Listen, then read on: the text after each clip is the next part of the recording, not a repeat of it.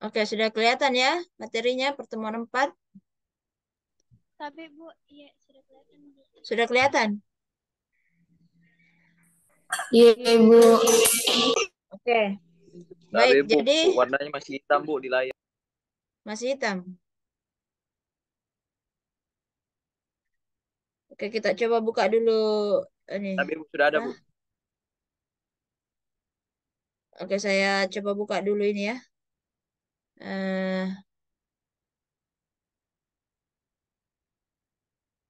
jadi sesuai dengan RPS itu kita pekan keempat terkait pengukuran variasi data ya.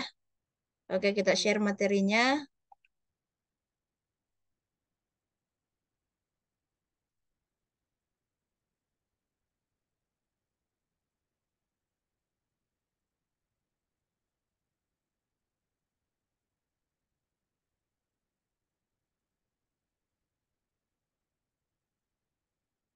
Sudah kelihatan?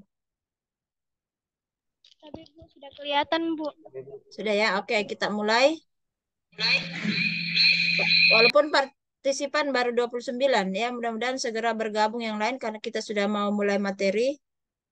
Ya, jadi materi pada hari ini terkait pengukuran variasi data. Nah, ini tentu ada ini ya, ada kita merasa ada perbedaan dengan materi pertemuan kita yang sebelumnya, pertemuan 3, di mana di pertemuan 3 itu kita melakukan pengukuran pusat data ya. Sedangkan di materi pertemuan 4 ini kita pengukuran variasi data. Nah, begitu. Jadi kita sudah membahas terkait pengukuran pusat data di pertemuan 3 dan pada hari ini kita akan membahas terkait pengukuran variasi data. Nah, kita akan bicara variasi data pada hari ini. Nah, jadi yang pertama jenis pengukuran variasi data ya. Nah, jadi kalau pekan lalu itu kita berbicara pengukuran pusat data, itu berarti kita hanya menggambarkan pusat data saja ya, tetapi tidak mencerminkan bagaimana variasi datanya atau persebaran datanya ya. Oleh sebab itulah pada pertemuan yang keempat ini kita juga mempelajari terkait pengukuran variasi data sehingga kita bisa mendapatkan gambaran bagaimana variasi data dari sekelompok data atau persebaran data dari sekelompok data, bukan hanya pusat datanya saja. Nah, jadi pengukuran variasi data sebagaimana yang ada dilihat pada slide ini ya, diagram ini, itu kita mengenal ada aljabar ya, dalam hal ini absolut dan relatif ya. Kalau absolut tentu adik-adik sudah paham, berarti absolut ya nilai absolut ya, tidak ada minus. Seperti itu. Kemudian relatif ya relatif terhadap sesuatu. Nah, kemudian nanti yang untuk grafis kurva Lorenz silakan adik-adik perkaya di luar daripada materi ini. Fokus materi kita pada hari ini itu sampai kita membahas terkait ukuran jarak ya, karena ini yang pengukuran variasi data dalam hal aljabar ini kemudian terbagi lagi menjadi ukuran jarak ya dan ukuran deviasi rata-rata. Nah, ukuran jarak kemudian terbagi lagi menjadi yang namanya range. Jadi kita akan pelajari bagaimana yang dimaksud dengan range. Kemudian juga bagaimana yang dimaksud dengan interquartile range. Jadi interquartilnya range ya. Nah, kemudian kita akan pelajari deviasi nilai absolut ya. Di sini ada kata-kata nilai absolut, rata-rata, dan juga standar deviasi. Nah, itu yang akan kita cover pada pertemuan keempat hari ini. Oke, kita lanjut. Nah, jadi yang pertama ya, pengukuran persebaran data tadi itu bisa kita kelompokkan menjadi pengukuran absolut ya. Di mana pengukuran absolut ini menggambarkan jumlah perbedaan atau variasi antara sekelompok data. Jadi betul-betul digambarkan secara absolut bagaimana perbedaan ataupun variasi antara sekelompok data dengan nilai absolut ya. Nah, kemudian kalau dia pengukuran relatif, ini kita yang tergambarkan adalah rasionya ya dari variasi nilai absolut dengan rata-ratanya. Nah, kemudian tadi dari situ terbagi menjadi jarak dan deviasi rata-rata ya.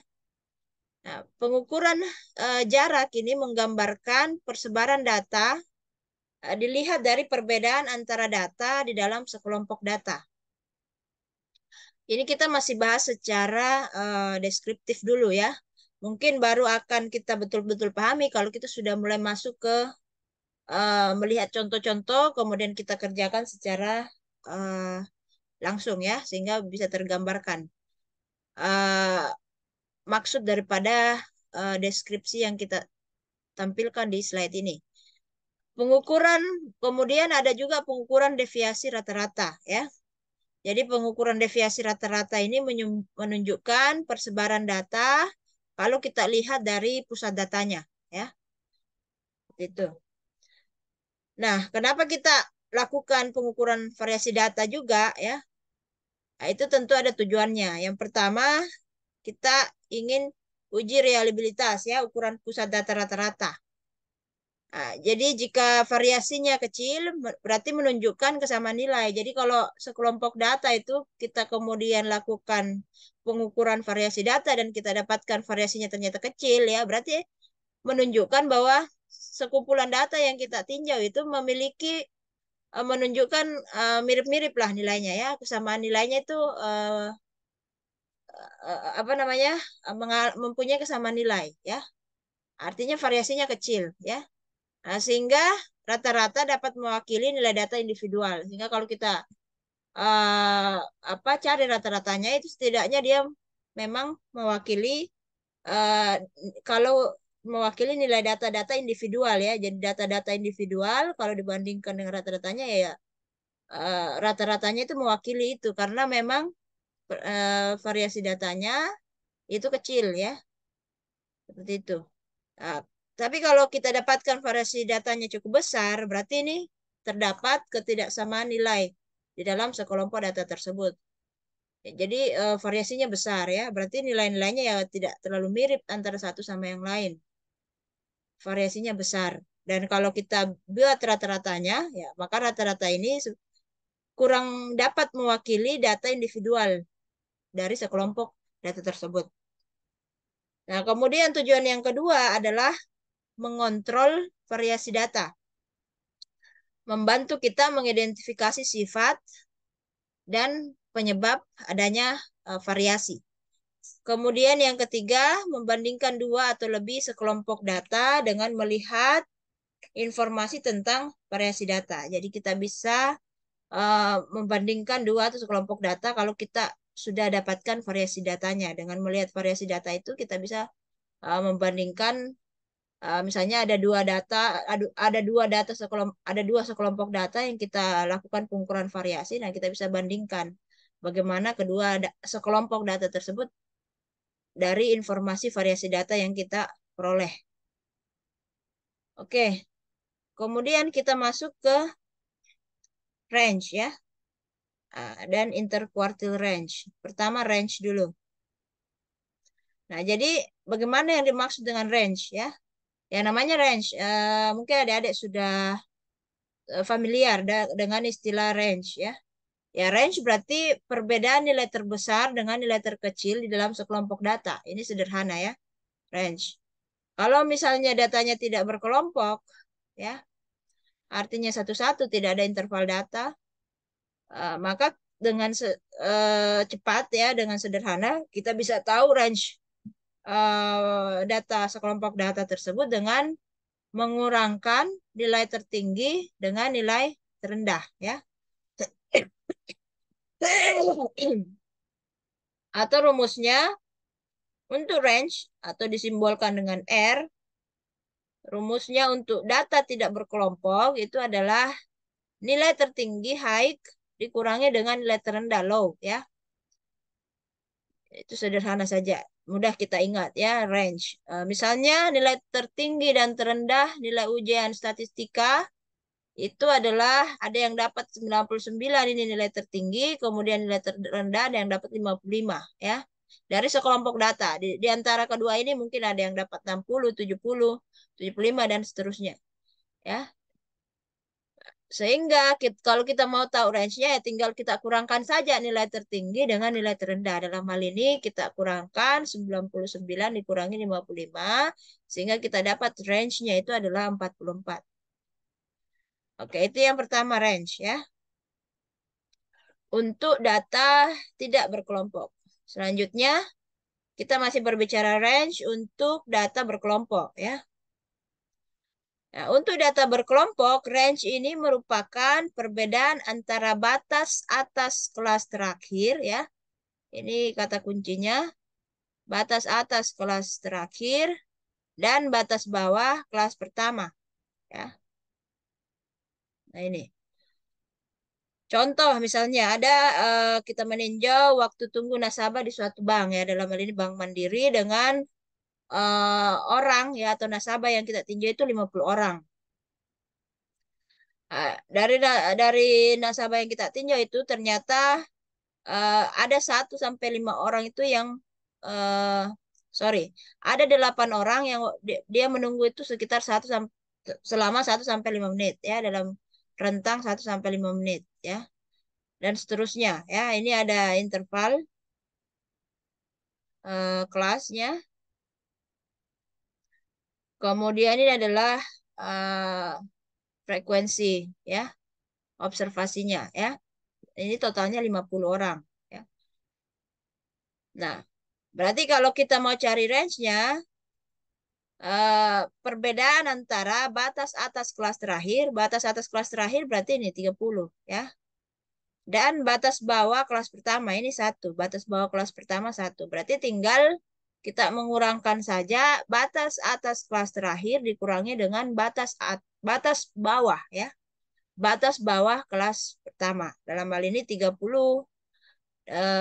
dikurangi dengan 1 ya sehingga range-nya itu adalah 29 menit untuk data berkelompok.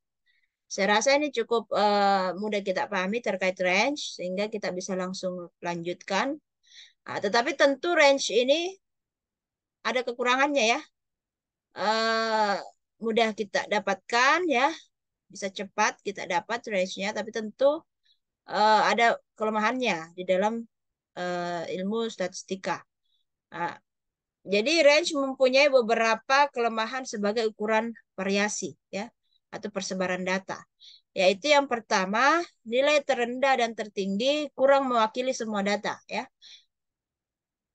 Ini kan yang kalau kita bicara range, kita cuma mengambil nilai tertinggi dan terendah, baik itu di data tidak berkelompok maupun data berkelompok. Kita mengambil batas atas kelas interval paling terakhir ya. Dikurangi dan kita ambil batas paling bawah kelas pertama, artinya juga nilai terbesar dan terkecil. Nah, padahal nilai terbesar dan terkecil dari sekelompok data itu sebenarnya belum tentu dia mewakili semua data ya. Bisa jadi tiba-tiba ada yang besar sendiri ya. Mungkin saja yang lain itu berkisar 70, 60. Tiba-tiba ada yang dapat satu besar sendiri, maka dia dijadikan hitungan di dalam menghitung range. Nah, sehingga tentu dia kurang mewakili semua data ya. Ini yang pertama. Kemudian yang kedua, nilai range ini sangat dipengaruhi oleh nilai ekstrim ya. Mungkin adik-adik ingat di pembahasan kita sebelum-sebelumnya di pertemuan 1, 2, 3 ini selalu muncul istilah nilai ekstrim. Kalau dia median itu nilai ekstrim tidak berpengaruh ya. Karena kan dia nilai tengah ya. Walaupun ada terbesar di ujung-ujung di mana kalau terbesar ya yang kita butuhkan kan hanya N. N itu kan jumlah observasi ya, atau jumlah sampel atau jumlah populasi ya. Jumlahnya saja kita bukan mengambil nilainya ya. Kita hanya mengambil nilai tengah saja ya. Jadi kalau ada nilai ekstrim 1 misalnya di ujung besar sekali itu tidak berpengaruh. Ada beberapa perhitungan di dalam statistika itu nilai ekstrim tidak berpengaruh. Boleh adik-adik buka materi-materi sebelumnya ya. Itu ada sempat dibahas nilai ekstrim tidak berpengaruh dan lain sebagainya. Kalau di dalam range kita menghitung range, nilai ekstrim berpengaruh. Jadi kalau misalnya seperti yang saya sampaikan tadi, ada nilai ya 50, 60, 70 ya. Kebanyakan nilai berada eh, di sekitar nilai itu, tiba-tiba satu ada dapat 99 ya, 99 ya. Ataukah mungkin ada yang dapat, ataukah mungkin misalnya produksi ya, atau apa ya, tiba-tiba ada nilai yang melonjak ya, ekstrim satu. Nah, itu akan berpengaruh ke range ya, karena nilai yang paling besar itu akan masuk ke dalam hitungan. Seperti itu. Nah, sehingga nilai range ini sangat dipengaruhi oleh nilai ekstrim. Kemudian juga sangat tergantung dari besarnya sampel. Jadi kalau misalnya ini kan kita ambil nilai terbesar, nilai terkecil, kemudian juga eh, kalau di data berkelompok ada kelas intervalnya dan lain sebagainya. Ya, berarti jumlah sampel ini ya, jumlah sampel ini berpengaruh ke dalam range. Kemudian tidak bisa diaplikasikan pada distribusi frekuensi yang mempunyai kelas yang terbuka ya. Nah, itu nanti akan kita pelajari. Nah, sekarang kita masuk ke berikutnya ya, yaitu range-nya interquartile. Ini sudah kita bahas. Kita masuk ke sini, interquartile range atau range interquartile ya. Artinya nilai range tadi itu dia di ini interquartile-nya ya. Nah, range interkuartil adalah ukuran variasi nilai sekelompok data di antara kuartil ketiga dan kuartil pertama. Ya. Jadi rumusnya nilai range interkuartil itu adalah kuartil ketiga dikurangi kuartil ke satu. Nah, kita di pertemuan yang sebelumnya kita sudah belajar masalah kuartil. Bagaimana itu kuartil satu, ya, bagaimana kuartil 2, kuartil 3.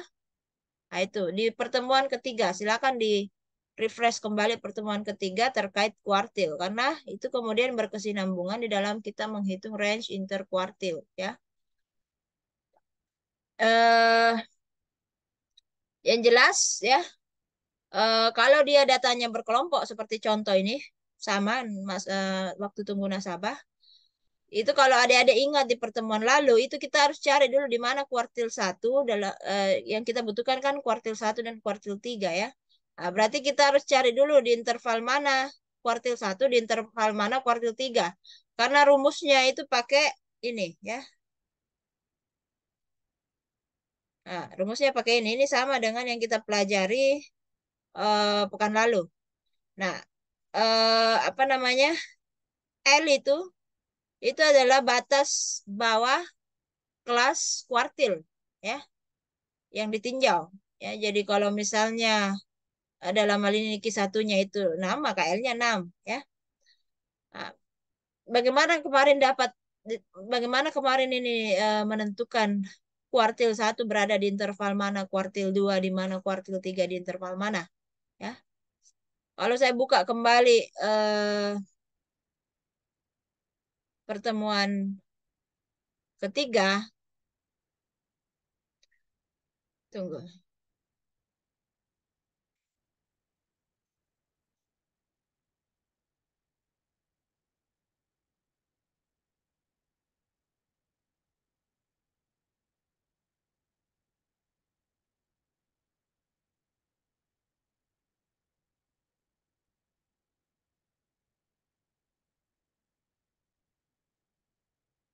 Sudah muncul pertemuan 3. Halo? Itu Hah? Tapi sudah Bu. Tapi sudah Bu. Sudah Bu. Nah, oke. Sudah Bu. Contoh, kuartil 2. Itu kita hitung. Karena itu kan kuartil namanya dibagi 4 ya. Kuartil itu dibagi 4, desil dibagi eh, kuartil itu dibagi 4 ya, dibagi 4 bagian sama besar ya. Kalau desil kan berapa ya kalau desil kemarin? Ya, persentil Nah, desil itu 10 ya. Kalau desil 10, kalau persentil 100. Nah, kalau kuartil itu 4. Makanya kita bagi 4. Jadi contoh kuartil 2. Nah, berarti 2 ya, 2 dibagi 4 dikali total frekuensi atau total observasi dalam hal ini 100. Jadi itu Q2 ya. Sehingga dapat ini 50 ya. Berarti observasi ke 50 ya. Berarti di sini ini kan di sini sampai observasi 40, berarti 50 masuk di sini. Maka Q2-nya di sini. Nah, tadi kita cari Q1 sama Q3 misalnya ya. Berarti kalau 1 berarti 1 bagi 4 dikali tadi jumlah observasi kita itu adalah 50 nasabah. Nah, berapa? Kemudian 3 berarti 1, sorry. 3 dibagi 4 ya, dikali 50. Berapa? Kita kembali. Aduh.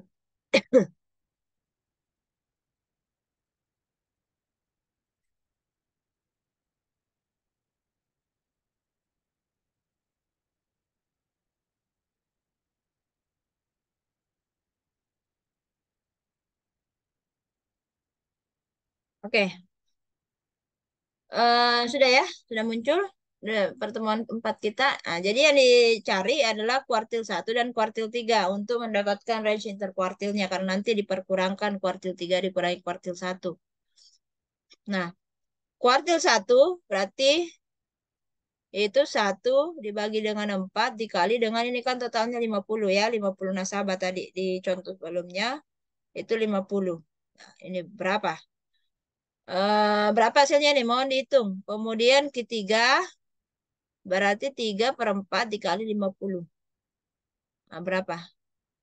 Ayo, siapa bisa sebutkan Q1 berapa, Q3 berapa? Nanti kita cari dia berada di interval mana. Observasi ke berapa di sini, observasi ke berapa di sini. Ayo cepat. Sampai Bu. Ya. Q1 12,5 Bu. Oke, ketiga 37,5. 27,5. 37 Bu. 37. 37,5. Oke, berarti kuartil 1 itu berada di observasi ke 12,5 ya. Artinya di sini. Karena kalau di sini kan baru observasi 8 ya. Berarti observasi 12,5 dia masuk di sini ya. Berarti dia intervalnya ini 6 sampai 10. Kemudian kuartil ketiga itu 37,5. Berarti dia masuk di sini. Kalau ini kan sampai observasi 35. Berarti masih di atasnya yaitu di sini. Nah, berarti ketiga itu berada di interval ini. Nah, rumusnya Q1 itu L itu adalah batas bawah kelas interval Q1 dalam hal ini 6. Kemudian I itu kan 1 ya. Kalau Q1 berarti I-nya 1, Q2 berarti I-nya 2, Q3 berarti I-nya 3 ya. Seperti itu. Jadi ini I-nya diisi 1. Kemudian N-nya kan 50 jumlah sampel atau jumlah observasi ya. Atau jumlah populasi ya, 50. Kemudian dibagi 4 ini ketentuan daripada kuartil dikurangi frekuensi dikurangi dengan frekuensi kumulatif sebelum kelas interval yang dimaksud. Dalam hal ini 8 ya.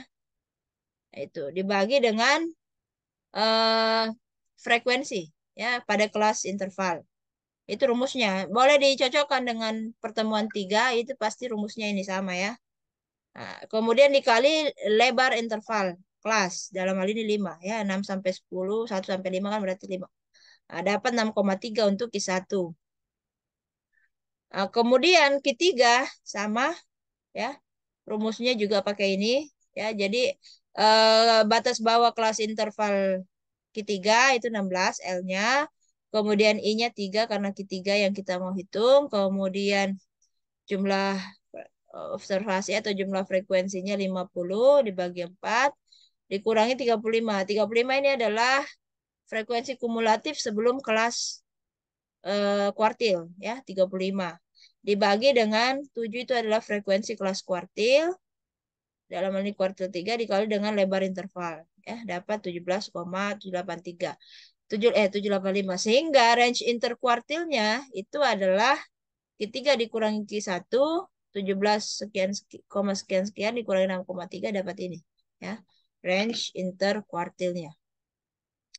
Saya rasa bisa dipahami. Kita lanjut. Oke, sekarang waktunya kurang lebih 5 menit. Ada kuliah kah setelah ini? Halo?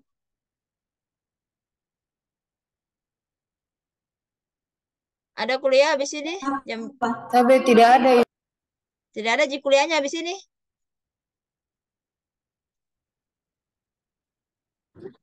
Tapi tidak ada, Bu. Oh, kalau tidak ada, kita bisa sampai selesai ya. Selesai slide-nya kurang lebih masih berapa slide ini? 7 lagi. Kita percepat saja. Nah, sekarang kita masuk ke sini, deviasi rata-rata ya. Ya, nih. Deviasi rata-rata ini sudah kita bahas interkuartil. Sekarang kita masuk di sini.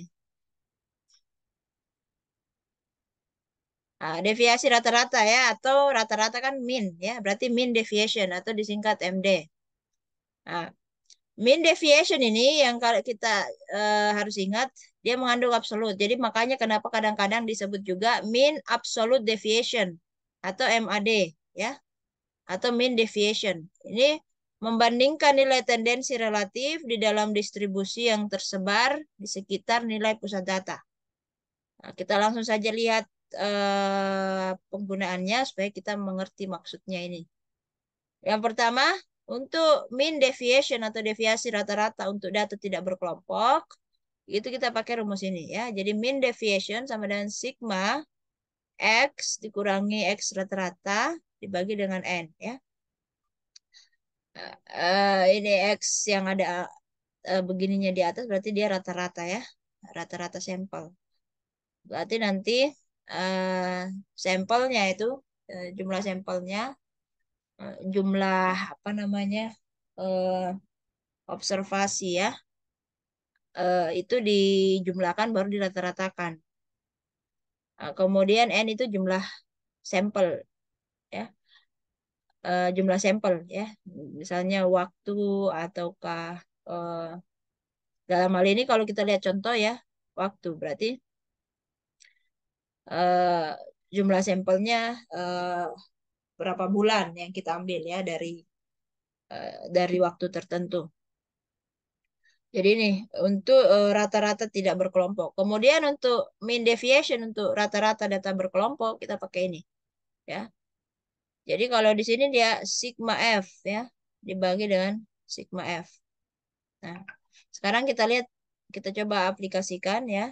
Contohnya ini adalah contoh kita mau menghitung mean deviation untuk data tidak berkelompok ya.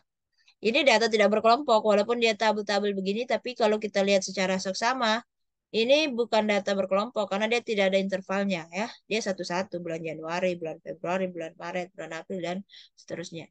Nah, ini terkait penjualan motor di 2 dealer. Jadi kita ada dealer yang ke-1, dealer Amanah, dealer yang kedua ini dealer Barokah ya. Masing-masing ada jumlah penjualannya. Di bulan yang kita sampel itu sampel bulannya sama di kedua dealer ini. Nah, jadi yang pertama kita fokus dulu ke dealer Amanah ya. Kita hitung dulu deviasi mean deviation-nya untuk di dealer Amanah ya. Pertama karena rumusnya itu X min X rata-rata ya. Maka kita hitung dulu. Kita bikinkan tabel ya. Jadi awalnya tabel yang kita punya itu cuma ini ya. Tabulasi kita setelah kita ambil data di dealer Amanah, kita cuma punya dua kolom ya. Kolom bulan dan penjualan ya. Kita ke sana, kita ambil data bulan Januari berapa penjualannya di dealer Amanah, 60, Februari 65. Nah, pulang kita lakukan analisa ya, kita lakukan analisa, kita mau hitung deviasi rata-rata di dealer Amanah ya. Pertama mungkin kita jumlah dulu ini total penjualannya ya. Baru kita rata-ratakan ya. Jadi kita jumlah semua 60, 65 seterusnya dapat 384. Kemudian kita bagi 6 ya. karena ada 6. Sehingga kita dapatkan rata-rata penjualan itu adalah 64.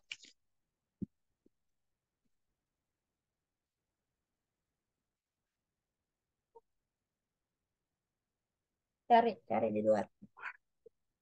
Nah, kemudian berikutnya kita hitung. Kita bikin tabel lagi ya. X min X rata-rata ya. Jadi X-nya ini adalah ini 60 ya. Kemudian X rata-ratanya yang tadi kita dapat itu 64 ya. Nah, jadi 60 dikurangi 64 minus 4. Tulis di sini. 65 dikurangi 64, 1. 63 dikurangi 64 minus 1.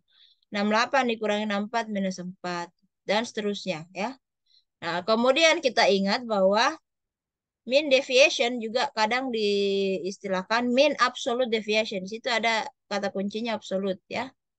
Nah, sehingga ini kita bikin dia absolut, nilai absolutnya ya. Minus 4 berarti 4, 1, 1, minus 1, 1, dan seterusnya. Kemudian kita jumlahkan ya. Karena kan ini sigma, ada sigma di rumusnya ya. Sigma X min X rata-rata tapi yang nilai absolutnya ya. Nah, sehingga yang kita jumlahkan ini adalah yang nilai absolut, itu 14. Nah, sehingga kita sudah bisa menghitung berapa mean deviation untuk di dealer amanah, yaitu 14 ini. Ini adalah 14 dibagi dengan jumlah sampel. Dalam hal ini kita menyempel 6 bulan ya. 6. Sehingga didapatkan mean deviation untuk dealer amanah itu adalah, ya teman, buka saja. Ya, buka. Robek atau buka. Nanti kamu lihat apa isinya. Nah, itu ya, jadi 2,33. Nah, kemudian sekarang kita lihat di dealer Barokah ya. Kita apa namanya sampel yang kita ambil sama itu Januari, Februari, Maret, April, Mei, Juni. Kemudian kita data penjualannya ya. Kemudian kita total jumlahnya, kemudian kita rata-rata. Dapat rata-ratanya sama 64 ya. Jadi tiap rata-rata penjualan di dealer Barokah selama jumlah bulan yang kita sampel itu adalah 64. Nah, kemudian ini kita lakukan hal yang sama seperti di dealer amanah ya.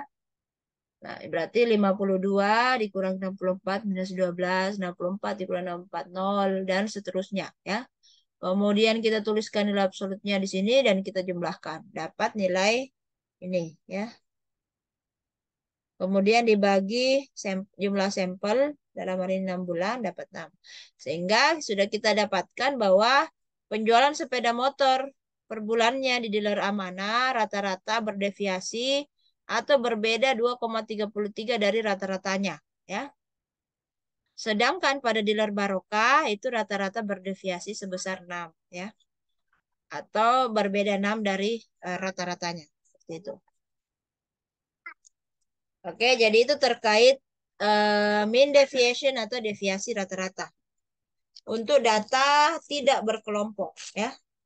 Nah, sekarang kita lihat contoh untuk data mean deviation untuk data berkelompok ya.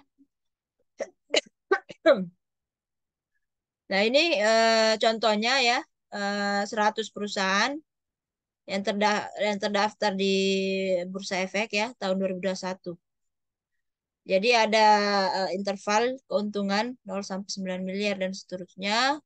Kemudian kita nilai frekuensi atau observasi kita ada 12 perusahaan dengan keuntungan 0 sampai 9 miliar dan seterusnya ya. Ada 10 perusahaan 50 sampai 59 miliar keuntungannya. Itu ada 10 perusahaan. Nah, kemudian kita cari nilai tengahnya. Nilai tengah dari keuntungan ya. Jadi 0 sampai 9 dari intervalnya, nilai tengah dari interval ya. Itu 4,5, 10 sampai 19, 14,5 dan seterusnya. Karena di apa namanya perhitungan, jangan dulu ganggu mama, sana keluar. Nah, ini itu kita Shh. Sana, keluar tutup pintu. Keluar. Sendiri. Sana tutup pintu. Tutup pintu. Tutup.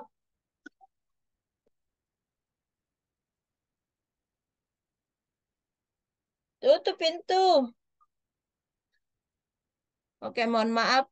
Kita lanjutkan ya. Kemudian ini kita lakukan perhitungan FM ya.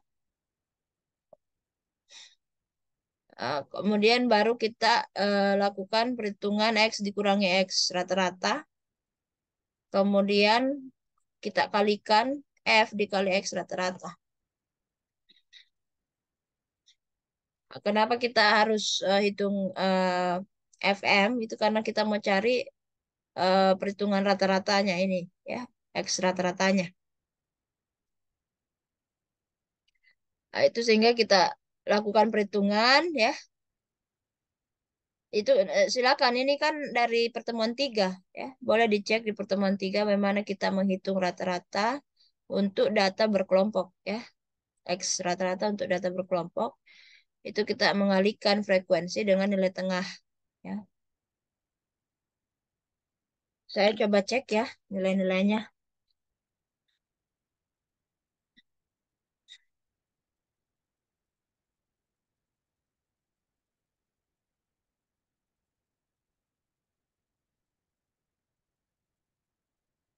Jadi ini dikalikan ya. Frekuensi dikali dengan nilai tengah dapat ini dan seterusnya.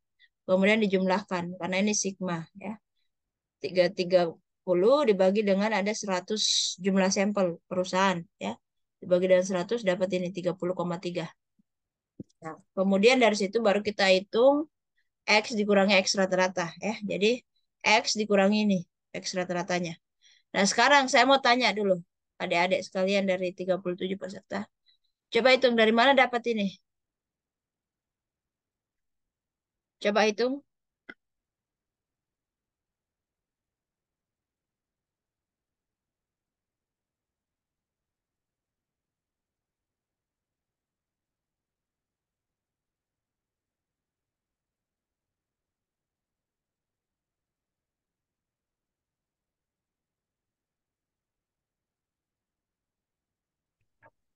Tabe Bu, Ya, nilai nilai tengah dikurang nilai rata-rata. nilai tengah dikurangi nilai rata-rata. Dicari Contoh. dulu rata-ratanya. Hah? Dicari terlebih dahulu rata-ratanya. Rata-ratanya apa?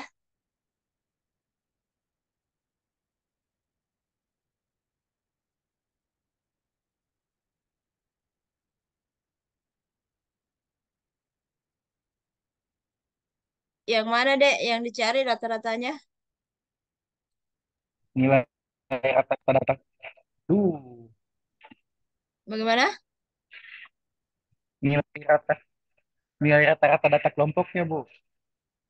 Nilai rata-rata data kelompok.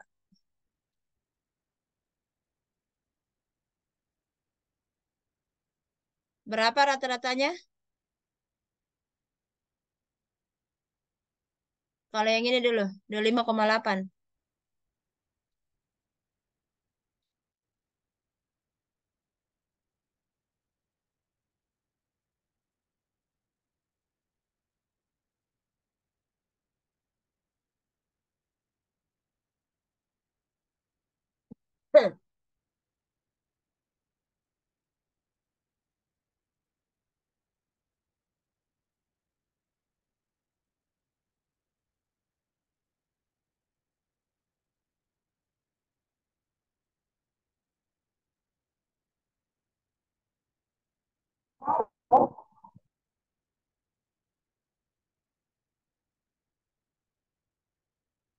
Ada yang bisa dapat ini dari mana 25,8?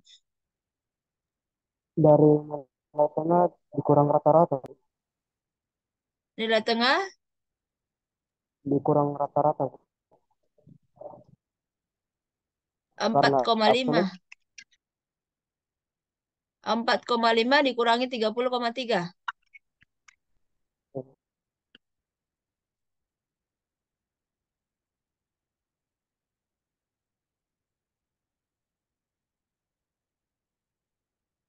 Siapa tadi itu yang menjawab?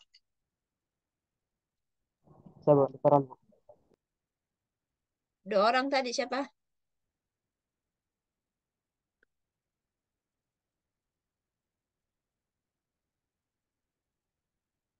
Oke ya. Saya Ibu atas nama Muhammad Taufik Firdaus Satunya siapa? 035 Ibu belakangnya. Apa? NIM akhiran 0,035. Satunya siapa? 100 Bu. Yang 100. Ibu, itu 25,8 didapat dari nilai tengah dikurang nilai rata-rata. Nah, nilai rata-ratanya itu Ibu sigma FM per sigma F. Jadi FM itu sigma FM itu didapat 3030 per sigma F-nya itu 100, didapat hasilnya 30,3. Nah, habis itu dikurangi dengan 4,5. 4,5 dikurang 30,3. Hasilnya negatif 25,8. Tetapi karena ada mutlak, jadi dia positif sih, Bu. Absolut ya. Iya, Bu. Oke, jadi itu jangan sampai bingung. Jadi kita ambil nilai tengah dikurangi dengan nilai rata-rata. Dapat ini. Demikian seharusnya, maksudnya untuk peserta lain ya. Kemudian selanjutnya kita kalikan dengan frekuensi ya. Jadi dapat ini, kemudian Bu. kenapa?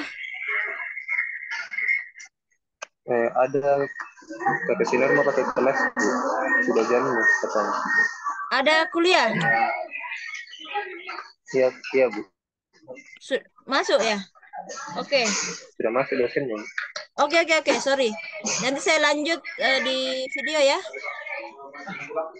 Saya lanjutkan Iya, Bu. video, baru saya kirim. Baiklah. Terima kasih atas perhatiannya. Saya akan lanjutkan lewat video. Saya akhiri. Assalamualaikum warahmatullahi wabarakatuh. Mohon ketua kelas di screenshot bukti perkuliahan kita hari ini. Baiklah, saya akhiri. Assalamualaikum warahmatullahi wabarakatuh. Waalaikumsalam warahmatullahi wabarakatuh.